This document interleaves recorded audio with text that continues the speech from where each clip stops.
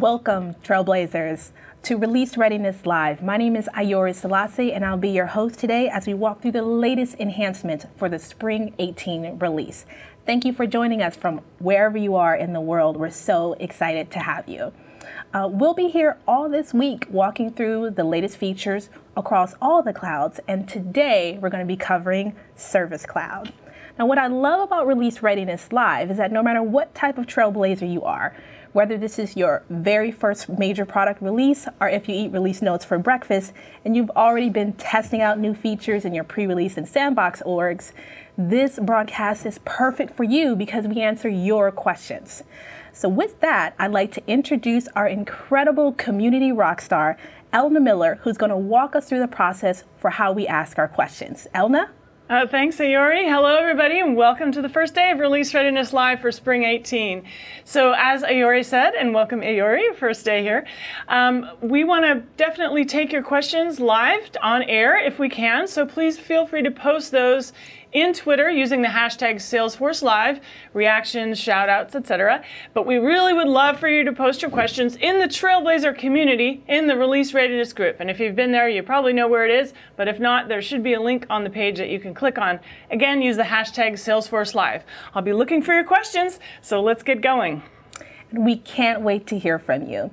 So today our product managers are going to be covering some of the roadmap for 2018. And with that, I have to remind you that we will be making forward-looking statements. So please make your purchasing decisions based on what's currently available.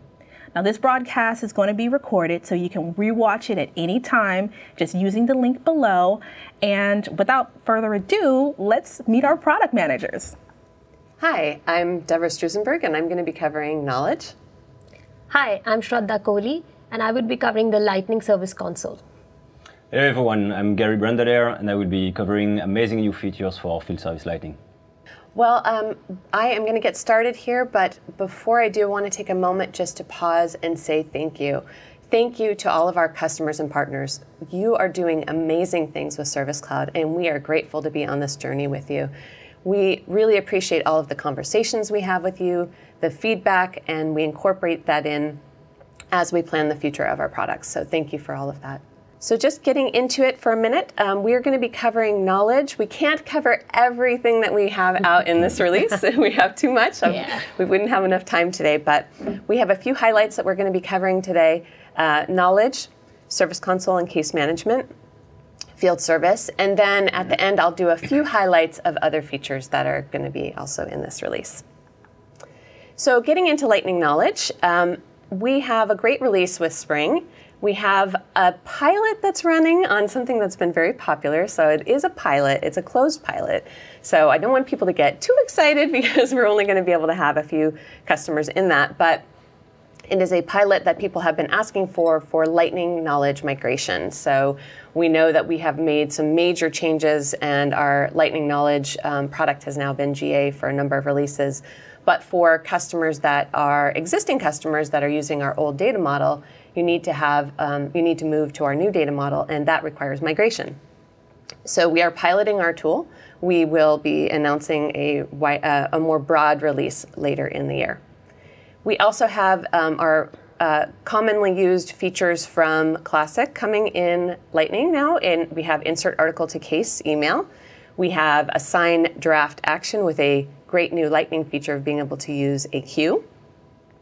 Submit for Approval Action, which people have been asking for. I use a lot of workflow in Knowledge. And we've surfaced our Knowledge component for Live Agent Chat, as well as an ability to bring files into translations. When you're importing in a translation, you can bring those files in and have that go to the files object and the files related list that we use in Lightning.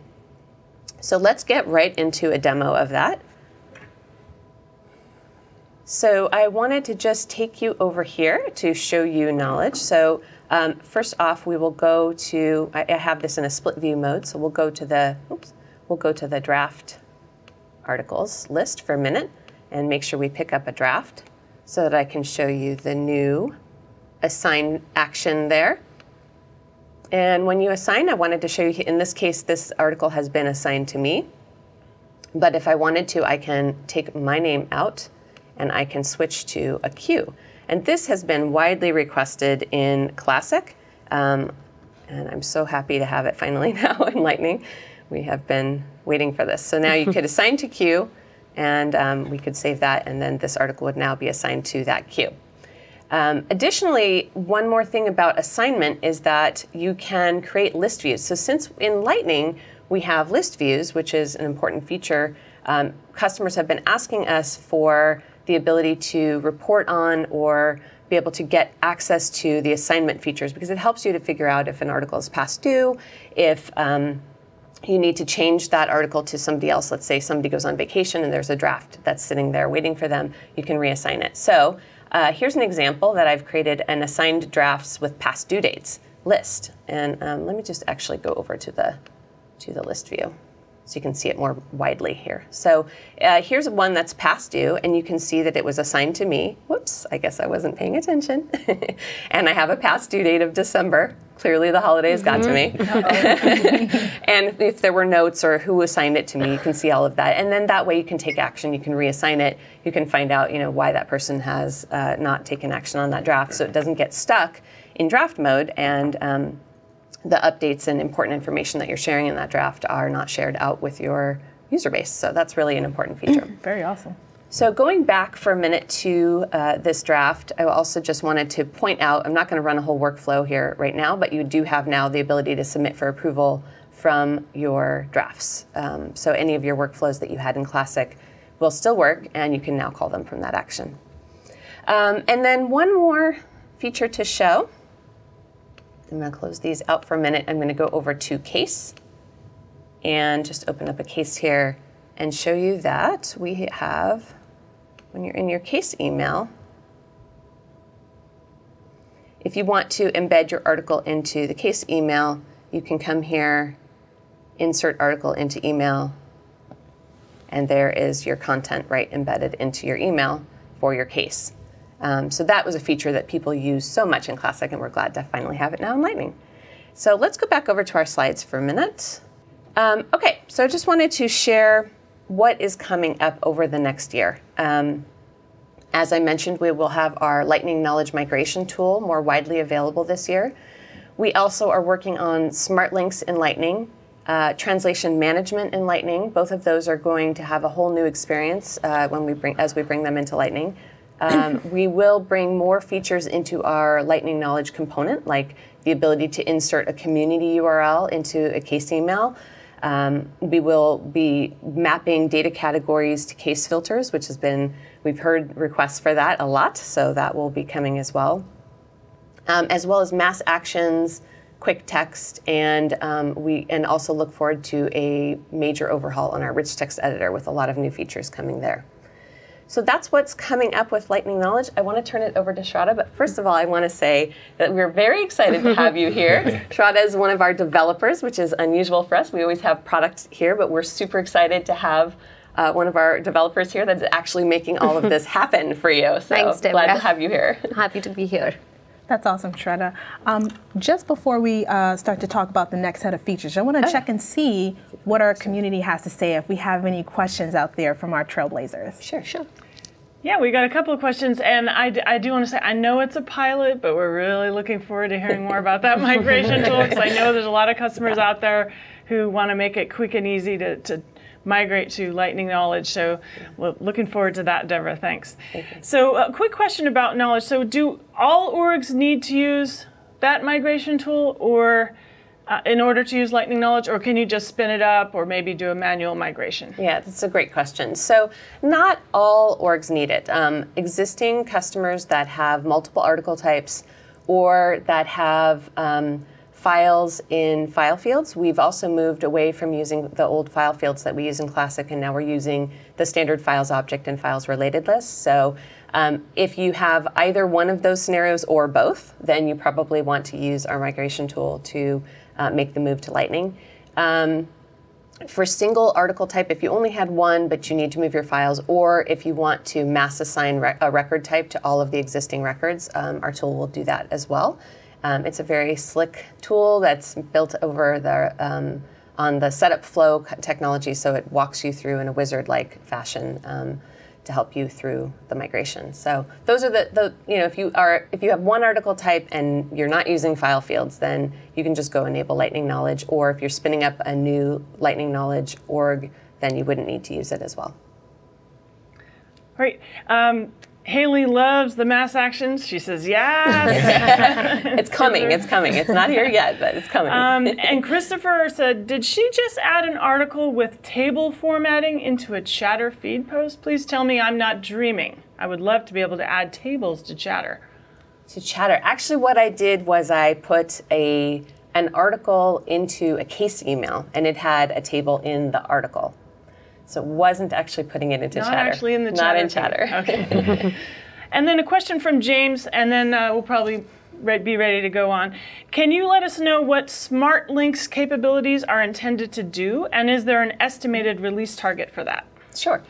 So Smart Links is a feature that we actually have in Classic, and what it does is it allows you to link to a knowledge article within the text of an article, link to another article. And the benefit of using Smart Links is that as we revise the article, you get new versions. So if you were to link to the exact version and that version gets archived, now you have a broken link because it's no longer available to somebody to use externally. So as you use the Smart Links, then as you publish new versions, we will always take you to the latest version. With Smart Links in Enlightening, we're making them even smarter because we're bringing forward we're thinking about the fact that now you have different contexts. So before you were always in Classic, we only had Classic, but now you have Lightning. So we're making the URL a relative URL, and that means that if you are in Classic, it will open in Classic. If you're in Lightning, it will open in Lightning. If you're in Community, it'll open in Community, right? So we're trying to take the context of the user in mind when you click that link. Awesome. Well, thank you so much, Deborah. That's great information, and thank you so much to our Trailblazers for asking all those questions. Keep them coming because we've got time, and that's what this whole broadcast is for your questions. So, Shraddha, how about we hear from you? Thanks, Ayuri. So, as you guys all can see from the list, that we have a lot of features which we shipped in Spring 18. So, without wasting any more time, I'm just going to jump straight into the fun stuff, and that is our demos. Nice. I hear we have a lot of demos coming. Yes, I have a lot of demos today. So, we all know that a service agent's time is very precious, and we want to use it optimally. But still, there are a lot of tasks like, say, updating a case status or putting in case comments, which the agents tend to do repetitively on a number of records during their workday. With Spring 18, we introduce Mass Quick Actions, which lets agents perform these repetitive tasks on a group of records at the same time. Let me show you how this works. I'm an agent, and I come in the morning, and I see that I have these 4 new cases which just came in and are in the new status. Previously, I had to go in each of these cases manually and update its status from new to in progress. But with Mass Quick Actions, all I can do is simply select the cases I want to change the status of. On my list view right here, I have my quick action configured. Change status. Now I want to change the status from new to in progress. Notice, as I made that change, it also tells me what fields in my case detail page would get updated when I do this action. Hit save. Okay, done.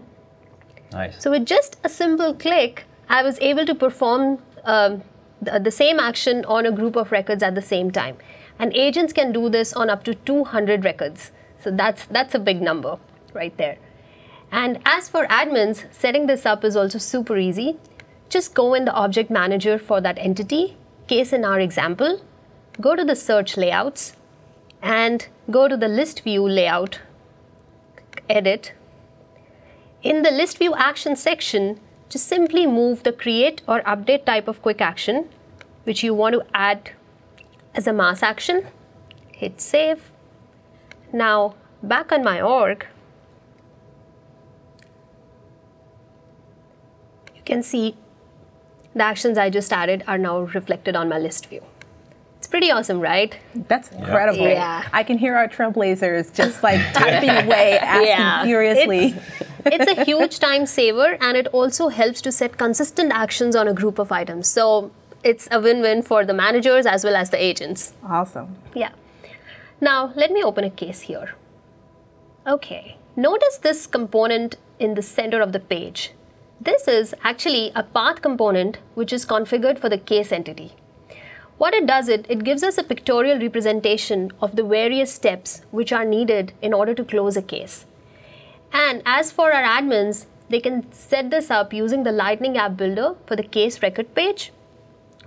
They can also configure any pick list field to be rendered on the path component and even customize the field value. So I can just customize it to anything, like instead of on hold, I can put waiting. Admins can make that customization. All right. Moving back to my case. So looks like the customer ordered a size small for a jacket, but instead they got an extra small in the package.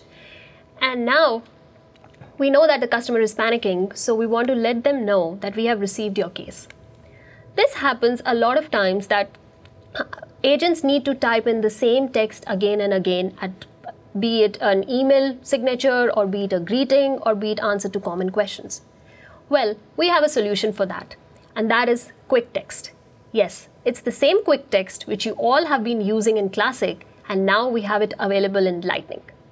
Quick text is now available in Lightning, and that's huge. Oh my gosh, quick text. Yes. I mean, I remember back in the day, like literally programming that using S controls and all sorts of other things. This is incredible. Yes, and I'll just show you how easy it is to use it and just create quick text. So I'm here on my input text field.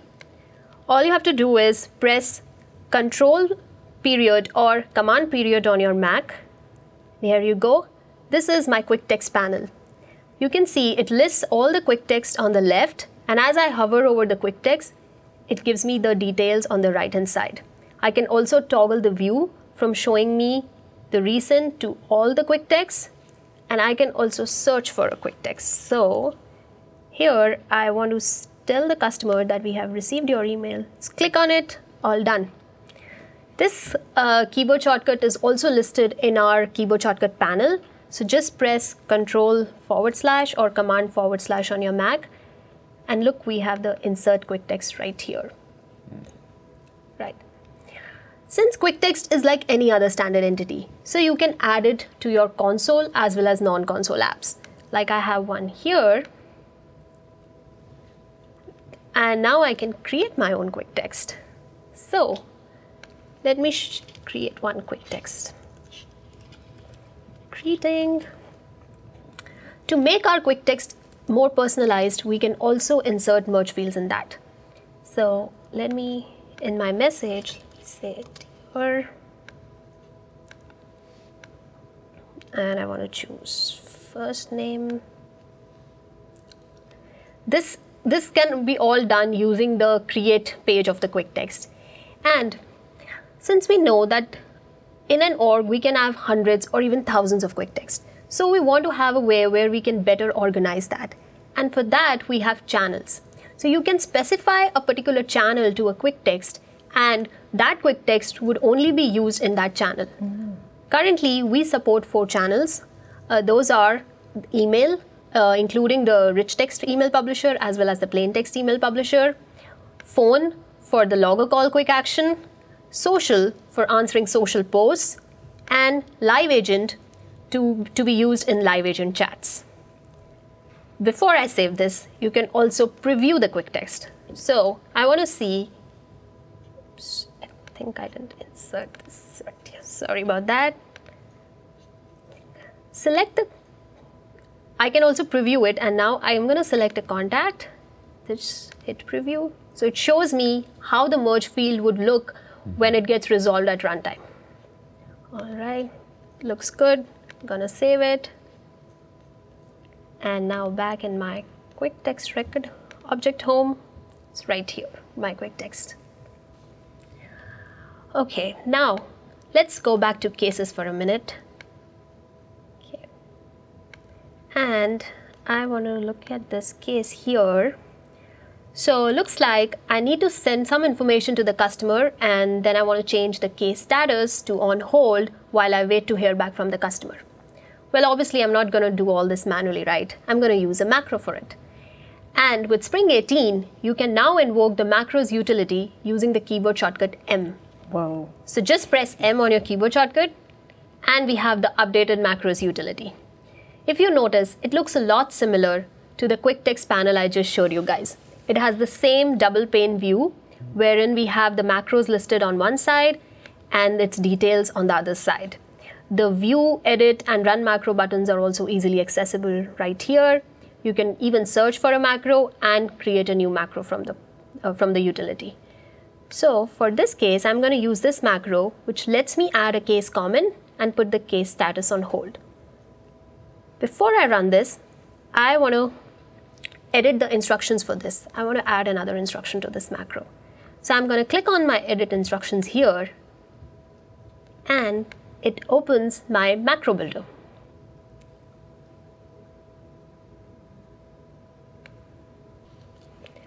Notice that in the macro builder, the actions which we can add to our macro are now highlighted with a plus button. This saves a ton of time because users, just by looking at the macro builder, they know what actions they can put in their macro and just create macros faster. I'm going to choose the email action here.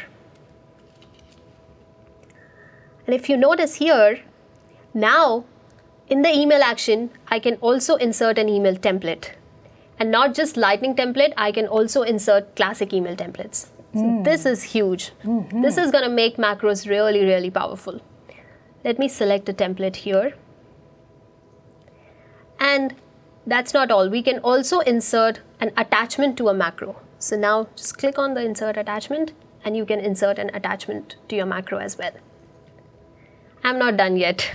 You can also insert a quick text in a macro. So just look for this quick text button right here next to an input text field on your macro, and just click on it. It opens up the quick text panel. Just select any quick text you have. I'm sorry, Shona. I gotta pause you right there. My mind is blown. Like, you can, not only do we have quick text, but we have quick text in a macro? Yes, you can have any quick text in a macro. So this is really huge because it unlocks a lot of use cases since quick text comes with merge field. So yes, now macros, we can have very, very powerful and complex macros in place. Nice. Yay. Good job. All right, so now I think my macro looks good. I'm gonna hit save, and back to my macro page here.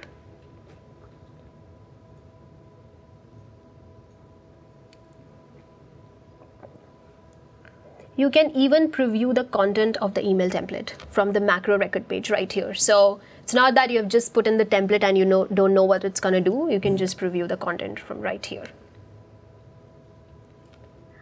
And last thing about macros, which I failed to mention earlier, the macros keyboard shortcut is also listed in our keyboard shortcut panel. So just press command / or control / and you can just access it from the keyboard shortcut panel. Awesome. All right. The next feature I want to show you is, and that's a very, very nifty feature which a lot of customers have been asking for, and that is email search. So now with Spring 18, you can search for email messages using the global search. So say I want to search for info@salesforce.com here. In the search results, just click on show more and look for the email message node right here. So it shows me all the email messages with info@salesforce.com. And you can search for the standard email fields like the from, to, subject, the body field, and also you can search for custom fields here. Excellent. Okay. The next feature is pin region. So let me open an account here. And I want to open a contact as a subtab for an account. If you notice, this highlights panel is actually persisting across these subtabs. That is because the highlights panel is put in a pinned region. A pinned region persists even when we switch tabs, even when we switch subtabs in a workspace tab. So now admins can actually put the most important information which the agents need right there, and it's like they never have to worry about the tab switching or the context switching. Awesome. Nice. Setting this up is also a very, very simple in a few steps. Just go to the Lightning App Builder and click on New. Select a record page. You can set this up for any standard entity as well as custom entity. And so I'm going to just let the label pinned. I'm just going to choose account for now. Click next. Notice that we have these 3 new templates which we introduced. The console pinned header, the one I just showed you guys, the pinned header and the left sidebar, and the pinned left sidebar. I'm going to choose the pinned header and the left sidebar here. Click Finish. Notice this small pinned icon in the top right. This helps admins easily identify what regions are their pinned regions, and the components which they add here would remain pinned and they would persist across the subtabs. Excellent. Yeah. And if you guys recall, this is a lot similar to the sidebar components we had in Classic Console, right? A lot of customers have been using that and they've been asking for it in Lightning, and now we have a Lightning version for that as well. So let me quickly add a highlights panel here. So you can see that also comes with the pinned icon, so they know that this component would persist. Very nifty. Yeah, it's pretty cool. Since we are in the Lightning App Builder, there's one component which I want to show you guys is the Accordion component. So previously, you could add the Accordion component as a custom component to your app. But now we have this available out of the box as a standard component, and you can add it to any of your to any record page for any entity, be it a standard entity or be it a custom entity. So let me add Accordion here. And just to recall what Accordion component does, an Accordion component necessarily introduces sections on your page, and you can add your components to these sections. And these sections are expandable and collapsible. And at one point of time, only one section is expanded.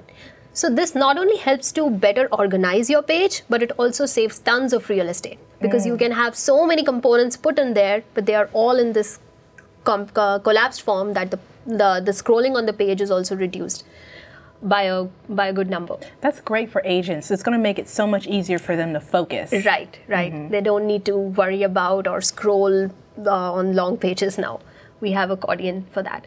And we provide 2 sections by default, but admins can add sections using the app builder, and they can also drag and reorder the sections, even change the section label. So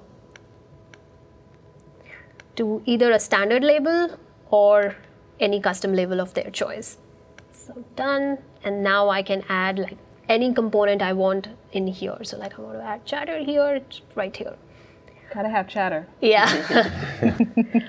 In the interest of time, I actually configured my case page with the Accordion component. So let me show you guys. If you notice here, we have knowledge, and we have social, we have our related list here, we have a custom support component also here. So neat, right? It's like right there on the page, fits so nicely.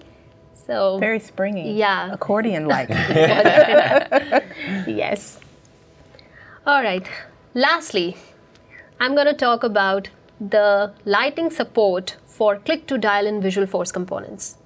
So we know a lot of our customers have been using click-to-dial in Visualforce components as well as in third-party apps, and that has been around for over 10 years now. So we understand how important it is for our customers, and now we have this available in Lightning. If you notice this component in the top right of my page, this is actually a simple Visualforce component, and this phone number is the click-to-dial. So if you have CTI implemented in your org, like I have one demo one set up here, and if I click on this phone number, it places a call for me here. Sweet, right? Nice. Yeah. Easy. All right, so that's all for my demos. But that's all? Yes. We want more from you, Shraddha. That was incredible. I don't know how you got through all those demos in that time. We actually have a really good amount of time to answer questions from our trailblazers. Elna, let's check in with our peeps out there. Okay, wow, that was a smorgasbord of awesome, I gotta say. And boy, have you been keeping me busy, because I got tons of questions coming in. So Good. Let's dive right in and do some rapid fire. And first, a couple of shout outs. One from Haley, saying mass quick actions on cases, mass update statuses. She loves that. And Tony says she's getting all kinds of ideas for how to use this. And Byron, very happy about the quick text. And then a question from Jolene. Are macros available in the Sales Cloud, or do you have to have Service Cloud? So what's the good news on that one? So macros is currently available for a lot of entities now. So, but for Sales Cloud, we are still working on it. So, but you can previously you could only use it for a few entities, but now we have it for most of our standard entities available. Yeah, I believe somebody had already answered that question in the community, saying that it is possible to use it in the Sales Console, as long as it's on an object where macros are supported, such as cases. And are there any other objects that are in Sales Cloud that it would be? Like accounts or contacts. Accounts and contacts. Yeah. Perfect. And then Randy was asking, hi Randy, do mass quick actions allow updating the owner as well as other fields? So if you have a quick action, a create or an update type of quick action, so like if you have an update action which is gonna which updates an owner, then you can have a mass quick action for that, and just add it to your list view. That's great. There's a lot of uses for that one. Yeah. And Jen Lee, again, a familiar name there, MVP Jen Lee. Can mass actions be performed on a list view with multiple list views? You can have mass action on any of the list view except for the recently used. But like say I used my cases, you could have like all cases or any of your custom list views. You can use that. Great. And Christopher asked a similar question, can we use mass actions to assign or reassign cases? And I guess that would be basically changing the owner or the queue perhaps. Yeah, that's right. Mark is asking, will the mass update case quick action be a stock option, or will the quick action have to be created before the feature becomes available? Not sure. So you can, to set this up as I just showed you, you can have a create or an update type of quick action and just add it to your list view using the search layouts and start using it. So it all depends on the quick actions you have configured for your org. Got it. And Divya is asking, do we have to make some changes in settings in order to show the path in a case? So I can answer that one, actually. you can create a path in the setup, but you do need to create it in order for it to appear on the case object. It's super easy. You just go to, you can just search for path in the quick search and setup. And then you just add a path, and then you select the case object, and you're off and running. You just set up the little, the text and the guidance for each stage, and make sure you select your field that you're going to use, which is most likely going to be case status, but there are other options as well. Yeah, and to add to that, Eleanor, you would also need to add the path component on your case record homepage. So using the Lightning App Builder, just edit your case flexi page and just add the path component there. Very good point. Thank you for adding that. And then Enoch was asking about the Service Console mass change of case owners. How about that one? Did we cover that one? Yeah. So that is available, and that will be in Enlightening in Spring 18, correct? Yeah. Yeah. And then James is asking, is quick text available with snap-ins or just Live Agent? Currently, it's only Live Agent for Spring 18. Gotcha. And then is there support for global actions in mass quick actions? Not yet. We only support create and update type in Spring 18. All right. And then Roman says, when will you allow customizable list views and get rid of recently viewed? That might be a question for our views product manager, but if you want to take a stab at that, We can always answer that later. We can Yeah. loop in the correct product manager. All right. So how about one more, Aori? Yeah, we've got about 2 minutes left.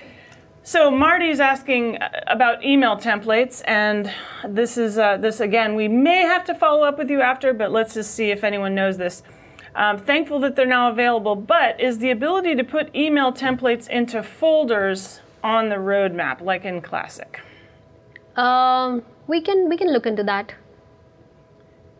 And yes, she says when there are many templates, it's hard to find them sometimes without the folder structure. James is asking, does quick text support the use of labels for translated text? I believe not in Spring 18 for now. And then from Sandeep, can we drag and drop attachments in the email compose window, similar to Service Console document attachments? I think you can drag and drop attachments in the email. Actually, that's on our roadmap, ability to drag and drop attachments. I was about to talk about it. Yeah. Okay, and then does mass action support the work orders object? Not yet. Currently, mass action supports the cases, leads, and custom objects for Spring 18. And Amanda's giving a shout out. So many great features coming in the spring release. Thank you, Salesforce. Yes, there's always many to choose from and something for everybody, pretty much. Yeah.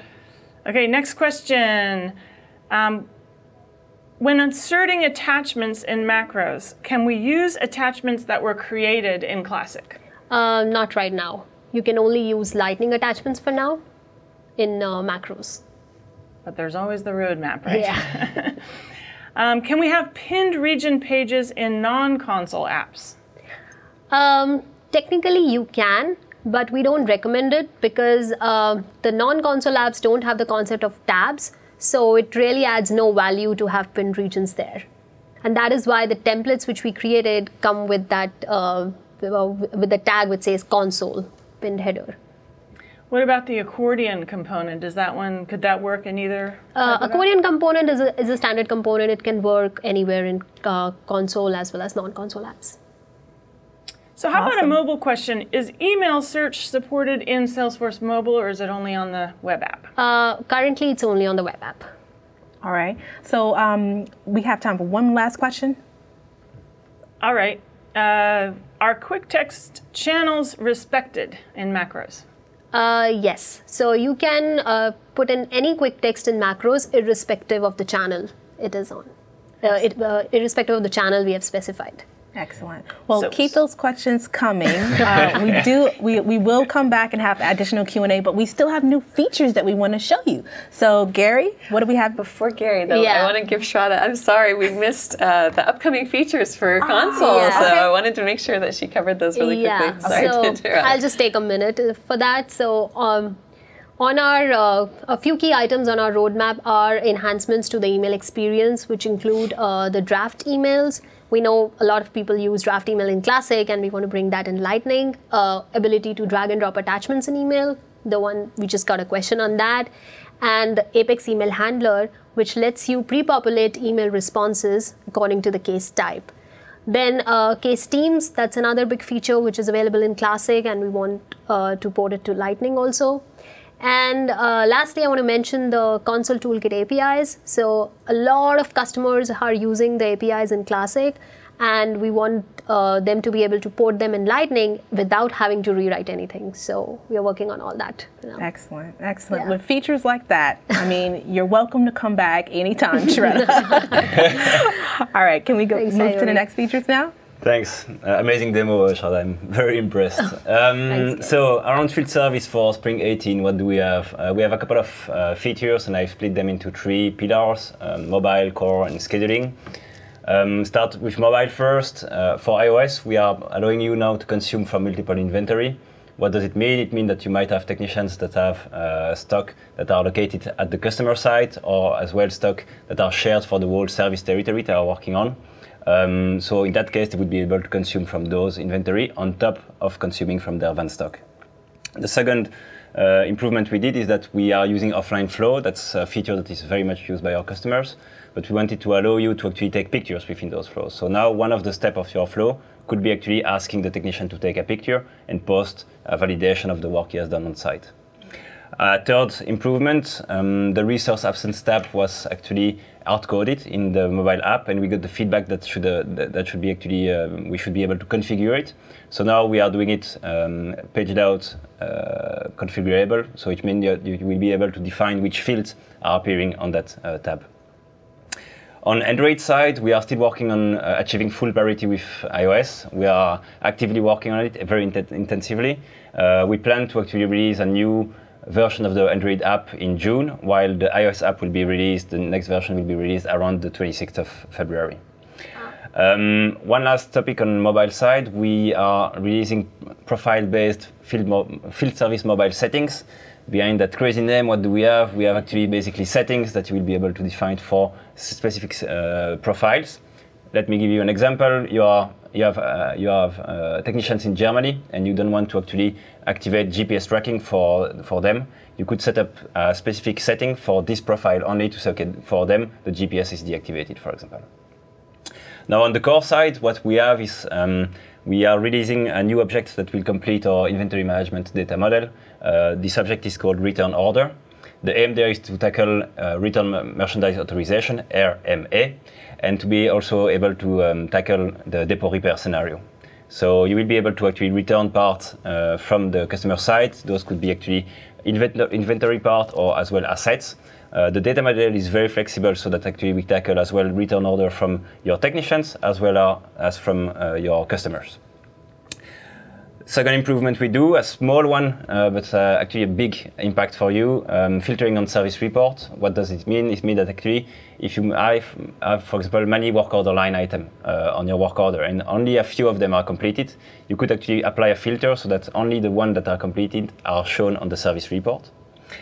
And two additional improvements we do on flow. As I was saying, telling actually offline flows are very much used.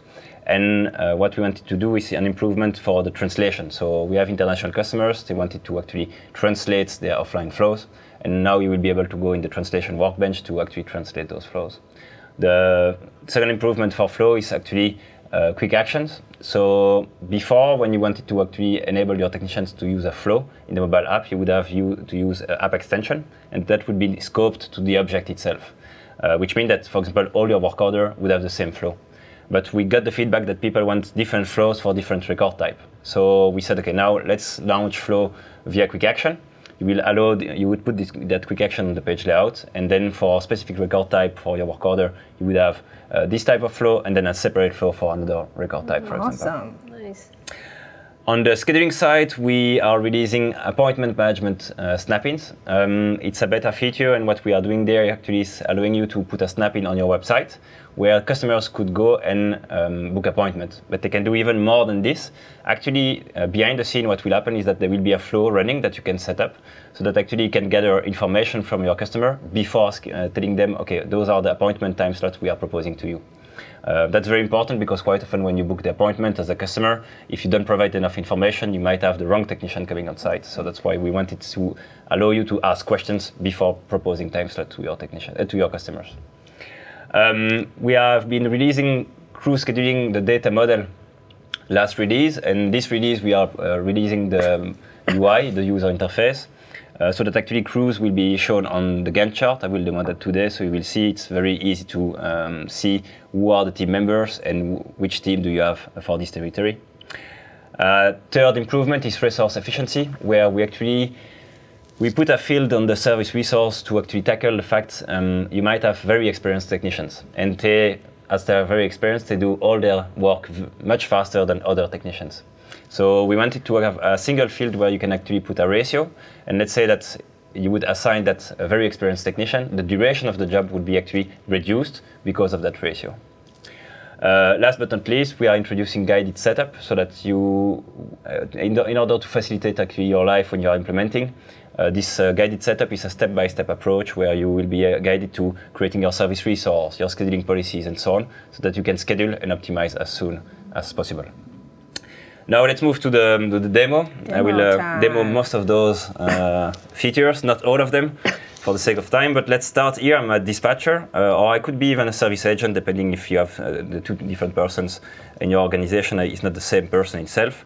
So here I will open Omni-Channel and see if I have a case routed to me. And actually here I see that one of the cases is that one of our customers want to return one of the AC alternator he bought a couple of days ago.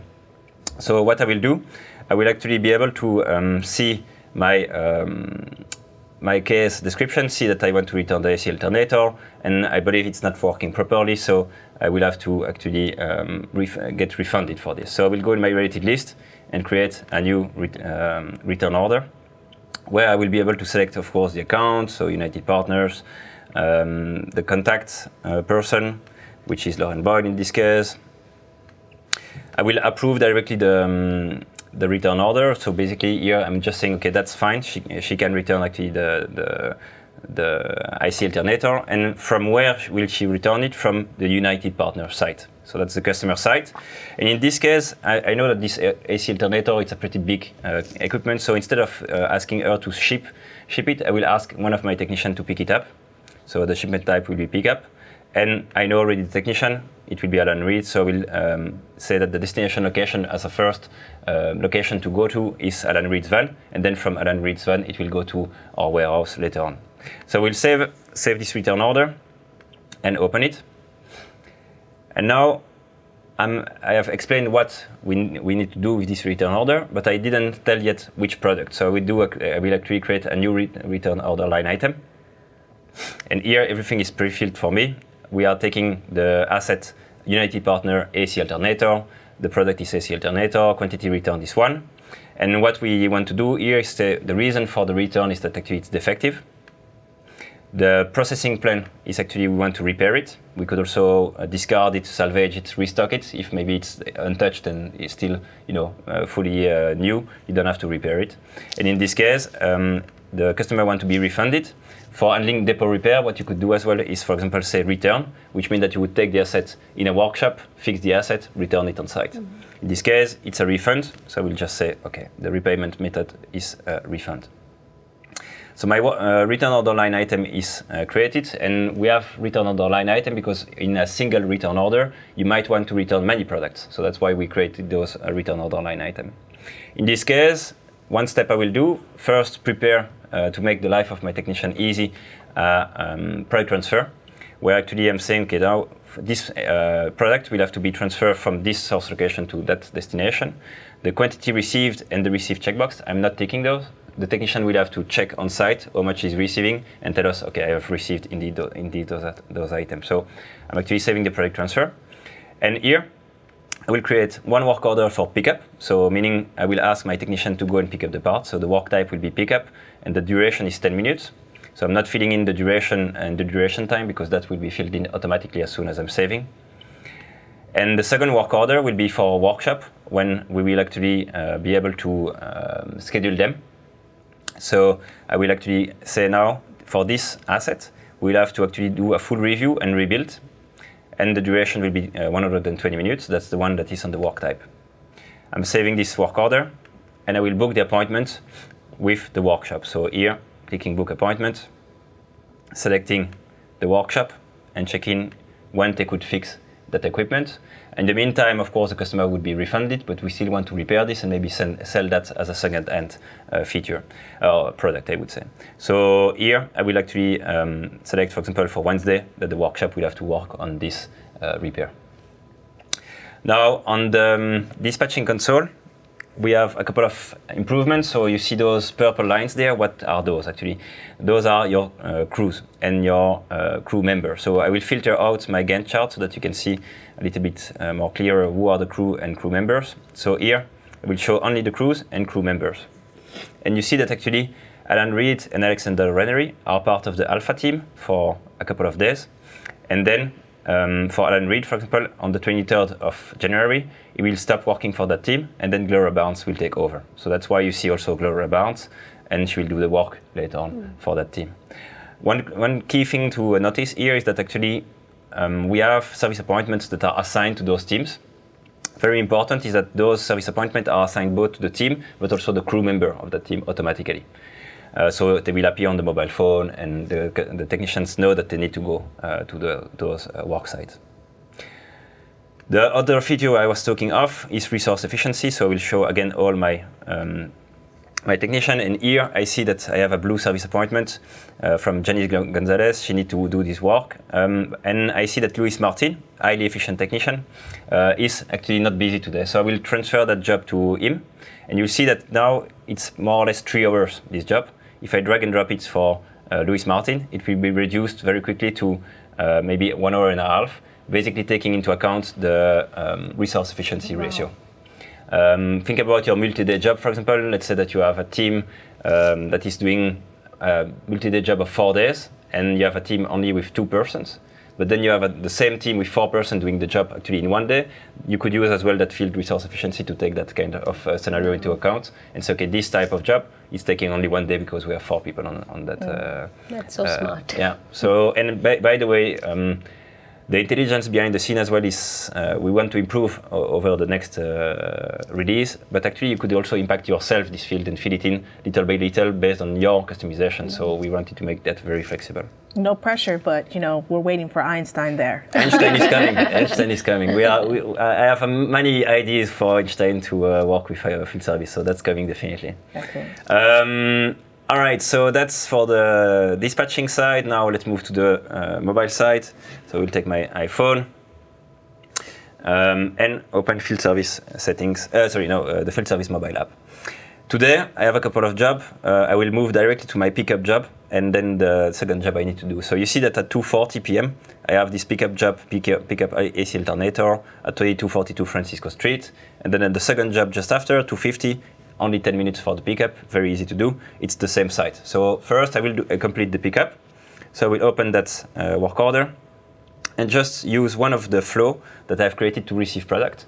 This flow is only available on that type of work order, this type of work order pickup. So it's the record type. And the flow here is receive product. In this case, it's opening my product transfer that I created before, asking me the quantity sent was 1, quantity received I copied over automatically, but then I still need to do an action as a technician is actually to receive it, to say yes, I took the part and transfer those to my van stock. So that's done. This flow is done. Let's say that this job is completed. We'll not go through the whole completion, but I will move to the second job on the same site at 2:50 and start doing this work on this IoT battery replacement work type. So basically there, IoT told us that we had a battery replacement to be done on site, and I will see what I can do there.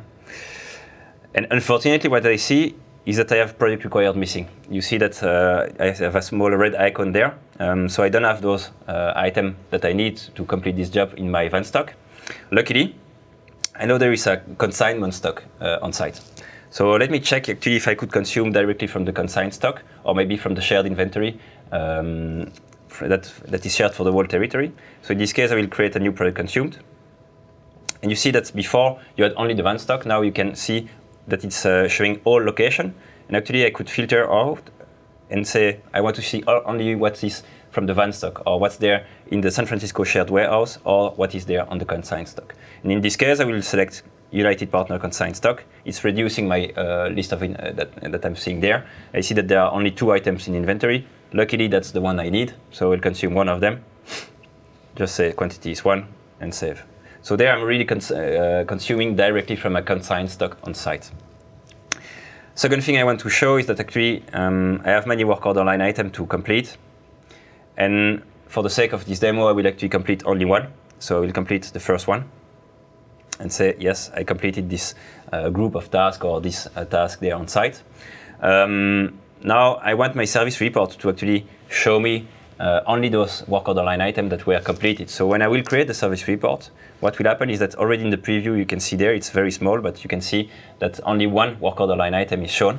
If I sign and confirm and save, I will get my service report generated, and after a while, I will be able actually to display this service report to my customer. If I open it, you see that here, I have only one work order line shown as completed on the service report. Very important. Think as well about, for example, if you want to hide a couple of parts that you consumed, or you want to tackle different scenarios for your work order line item, maybe the ones that are not priced, you don't want to show them, and so on. You can filter all that easily.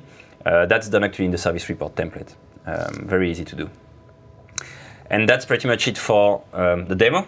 Nice. And then we can move to the upcoming features. So we do have a couple of features that we want to do. Actually, I have a huge list in my mind, but those are the ones I want to speak today about. So first of all, we definitely want to work on the iOS and Android app parity. So we definitely want to actually have exactly the same feature between iOS and Android. We are working intensively on that one, and summer 18 is our target. We are working on the service process manager, which is actually a guided step-by-step approach for your technician. So really to guide them from the beginning to the end during their tasks, so that we make their life very, very easy. Which button should you press? Which button are available to you in this status, for example, and so on. So that's actually one item we would really want to work on. It will be a multi-release effort. We are building a little bit right now for summer, and then for winter, and even further, we'll continuously improve that, also based on your feedback when you will be using that feature. Maintenance plan automation. So maintenance plan, we have released it a couple of releases ago. And what you could do is actually generate your work orders manually, or you could actually customize and create your own automation. But we want to actually offer an automation out of the box so that we make your life easy. And that automation will tackle a couple of scenarios. One of them, for example, will be that work orders will not be created if the last work order on the maintenance plan is not completed. So you wait for the completion of the last work order to create the next work order for your technician. Work type enhancements, that's definitely something we want to invest as well. So work type today are defining product required, what kind of parts you need to take on site, skills necessary, what kind of skills do my technician need to be successful on site, and the duration. But we want to improve that, and we want to as well to add knowledge, for example, there. We want to add as well tasks and so on. So we will work on that so that actually you can really use work type as a full template for your work. Recurring work. So with maintenance plan, you could handle more or less recurring work, but we want to go much further in granularity. Think about when you are actually planning a recurring meeting with your colleagues. Generally speaking, what you say is that you want to meet every Monday at 11 for the next 10 weeks. That's what we want exactly to do as well with recurring work. You want to actually say, we want to visit that customer every Monday at 11 for the next 10 weeks. And we'll allow you to be very granular in terms of setup for those recurring work. We are improving as well field service objects. So right now you could show them in regular community, but we want to actually show all objects as well in the Napili template. And we are enabling as well criteria-based sharing on field service objects. So for example, you want to share your service appointment, your work orders using criteria-based sharing. Now it will be feasible. I mean, that will be in summer 18. So it's not now, summer 18. And then the last two things, or three things I want to speak today. We are releasing a lot of data model, and more we are moving as well on releasing a lot of mobile UI. We will definitely work on creating a mobile UI for timesheets and for return order. So return order, we are releasing right now the data model, and later on we will have a really specific mobile UI for allowing your technician to return the item to the warehouse. And last but not least, the big data object for geolocation. So right now, you can actually track the history of your GPS, or the GPS of your technician actually using field tracking. But we want to go much further than this, and we want to allow you to have a big data object where you could store all that data. It's a lot of data, so we want it one big data object. And then from there, you would be able to run analysis so that you could, for example, review your service territory, or maybe actually reassign some accounts to different technicians based on the data that you see there and that you analyze. We have much more features, but for the sake of time, I need to stop here. We'll discuss about that next release readiness. There will be more. Yeah, I mean, you've definitely released a ton of features that I think are the dreams of every field service agent out there. Correct. So let's check in with our trailblazers and see what they have to say about it. All right, thank you. Yeah, that was great. We want more. We want to hear more. I love the scheduler. That one's my favorite, and also the ability to ask questions before you offer up time slots. Can you give an example of maybe how you would use the questions to offer up different times and what you would base that on? So, for example, let's say that, today, for example, the appointment booking, the question it's asking your dispatcher is simply which work type, where, and which territory. but that's not enough when the customer is booking the appointment. So when the customer is booking the appointment, you want to ask them which product, which asset is impacted. So can you select your asset or your product that is impacted by the issue? What's your address? Can you validate the address? Maybe we have the address for the asset, but it's not exactly the address where it was installed. So you want to ask for the relevant address.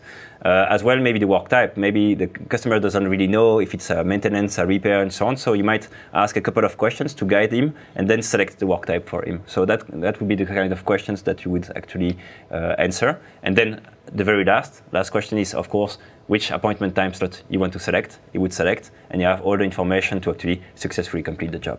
Oh, I see. So you can actually use that to help not only determine who's the proper person to take that appointment and what times they're available, but also collecting the necessary information Correct. to complete the service. Correct. That's great. What a time saver. James was asking about Field Service Lightning if he can customize the look of the service report. And that can you use things like external PDF creating tools like Conga is one example with Field Service? So there, actually we have seen a couple of customers doing it differently. So the service report out of the box, you can customize it. So you can select which fields are appearing there, filtering the related list as I showed it today. So you can customize a little bit. If you want to go very deep in the customization, then of course using the App Exchange for that would be also an interesting way of doing it. We have customers doing that, so Conga can be used, the Camille, all those apps on the App Exchange can actually be used to create your service report. We do have, though on the roadmap, it's an item that we really want to improve as well on the long run. So we will do as well improvement on the service report. James also wants to see what's the experience for uploading mobile photos from the Field Service Lightning mobile app. Where's the best place for him to see? Is there a video on that, or can you show it if you have it here today? Right now, no, unfortunately, right now I cannot show it. I did not set up a flow. Let me check actually if I can post something today or tomorrow, because I've seen the demo. I could not set it up for this demo, but basically you would set up a flow and then ask for this field to be completed, and that would actually ask for a camera to be there. Let me check. I will check and post a video in the next couple of days. Okay. Yeah, that question's in the community, so you can just respond to his question and give him a link or upload something for him. Yep. So a question again on the service report filtering. How can you apply the filter on the related list for that service report? So maybe, can I jump in a demo again? Oh, sure. Yeah? All right, then I will show it People love demos. quickly. So basically, if I go in the setup, I will be able to actually filter and quick find service report. So, no, I'm not searching service report. Okay, service report template. And basically what I had here, I had one template only. You can use many of them, of course. In this case, my standard template. When I'm editing it, I can, as I was saying, for example, you could add some fields, so that's very easy. And now it will appear on the service report template. And then for my work order line item, what I have is that I actually have a small bench here that I can click. And before you could only select the columns, but right now we will be able as well to select the filters and, for example, take any of those fields there that are available for filtering. Let's say the priority, and instead of actually filtering on the completion of the work order line, I could actually go and filter out all the high priority work order line item. We do have on the roadmap as well to have more filters than this, so we have a couple of filters that could be applied instead of just one. All right. So one more question, actually a couple more questions, and then I do have some more questions on knowledge. So if we could circle back to Deborah again after we finish this, that would be great. More questions came in after you finished, after people, after it sunk in. Time to think about it. Yeah, exactly, you need a moment. So what kind of license is needed for the appointment management snap-in? Is it part of the Service Cloud, or do you need some special license? You will need some community license. Right now, actually, this snap-in is working when you are logged in. We are trying to improve that so that actually you don't even have to log in. But right now, it means that you will need community license. Great. And this is from Elena. Are we able to export the scheduler Gantt chart into a PDF, or is it only viewable on the page? The Gantt chart, to export it, I would have to, let's chat together because I'm not sure I'm understanding the use case. Right now we could export all your service appointment, your work orders. But exporting really this Gantt chart as a PDF, not really. But I definitely want to hear about your feedback and your use case, because it could be interesting to develop this. Yeah, so Alina, just add a comment to your question and just sort of expand a little bit on your use case and why you would want to export it. That would be great. All right, so one more. Can you talk a little bit more about work type enhancements? Yep. So right now what we have is that for summer 18, safe harbor as usual, but basically for summer 18 we are really planning to introduce knowledge there. And as well, later on during the winter and spring, we want to actually see how we should handle task and work order line. So to have actually standard work order line that will be there on your work type, or even actually take into account tasks for your technicians. We are working right now on getting customer feedback, so I would very much appreciate if you provide us use case where it could help you to do your job. And that's really an area where we want to improve. On a later stage, we want even to improve with Einstein, but that I cannot tell you because it's really yet an idea more than very concrete stuff. Awesome. All right. So we're ready to hand it back to Deborah for some knowledge questions? Yes, and I also even have some other highlights to cover about other Service Cloud items even after we do that, if we have time. we'll see. Why don't I let you do the enhancements, and then we'll dive back into your... Okay, sounds good. So if this wasn't enough, let me just cover a few other highlights from Service Cloud and Spring Release. So for our Service Cloud snap-ins for web, now we are at parity with Live Agent, which means that this is the method that we recommend if you want to embed Live Agent into your website. We now recommend using snap-ins to do that. It has proactive chat invitations where you can determine what criteria will proactively prompt for asking somebody if they want to chat.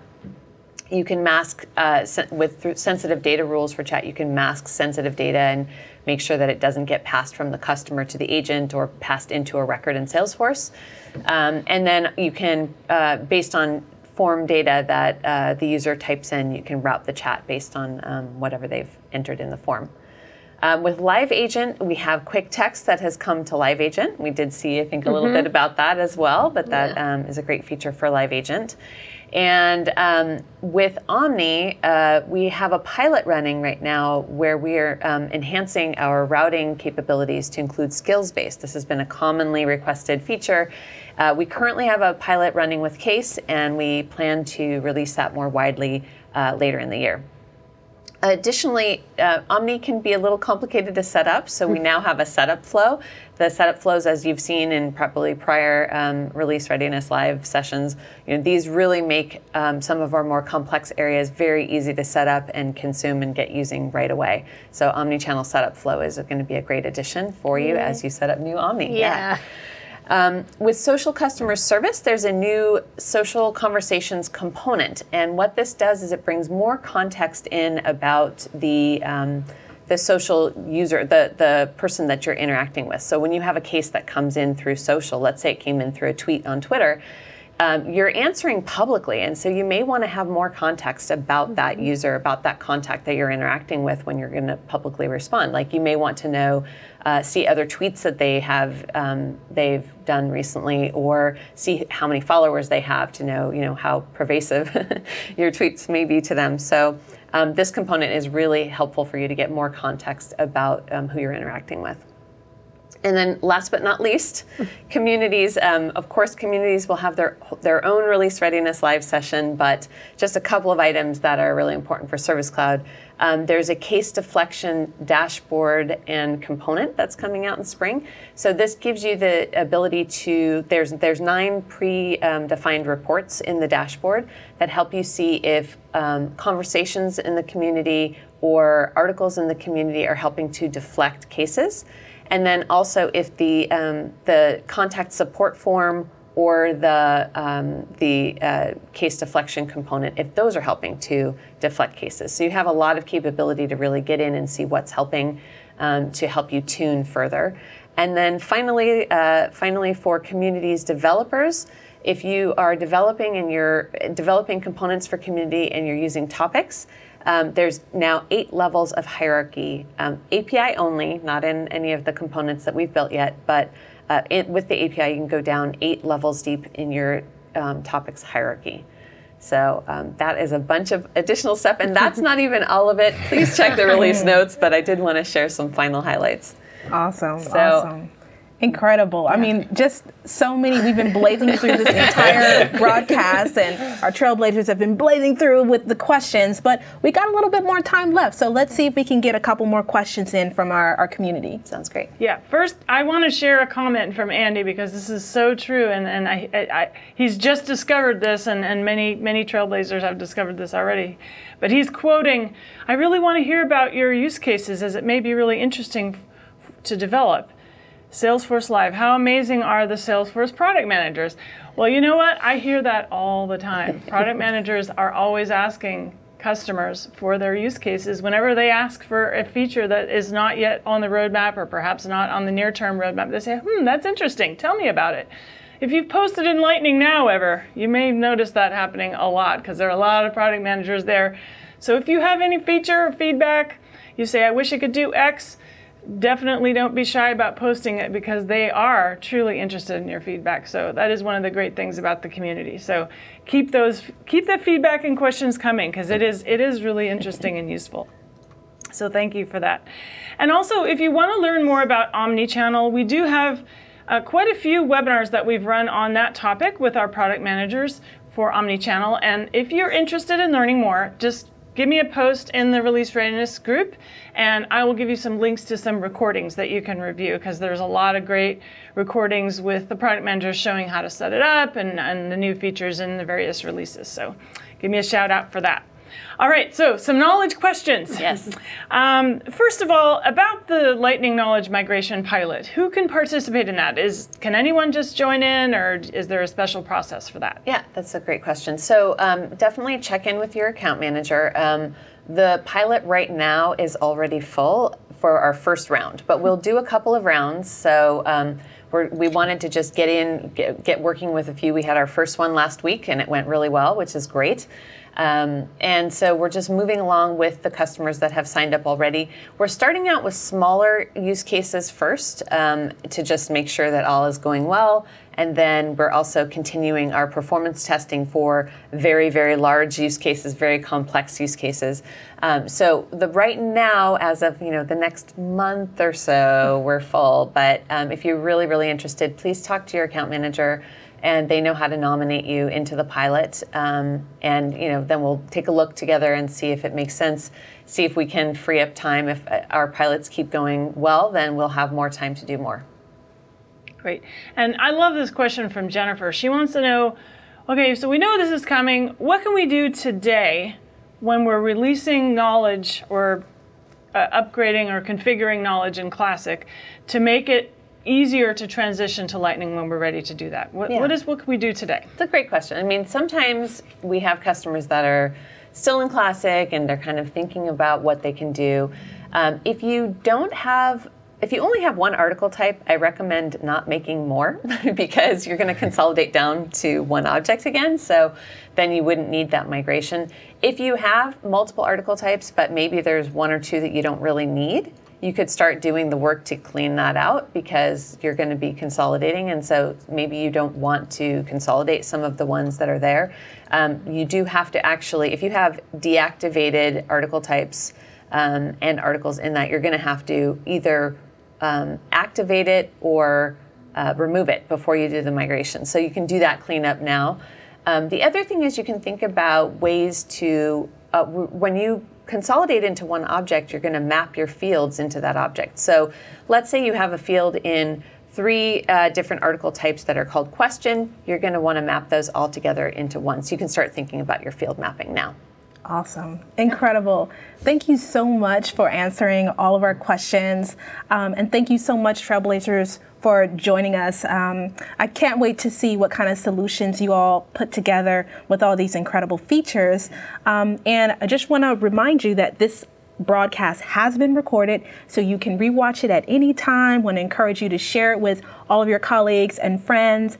And also, please, we love your feedback. So let us know what you think. Let us know how we can improve. Use the survey link right below. And if you're curious about some of these features, we've also put together a nice trail mix that you can use to go through and get some of the background from all the features from field service and the Lightning capabilities for service. And we can't wait to continue on tomorrow with Sales Cloud. So join us again tomorrow for Release Readiness Live. Thank you.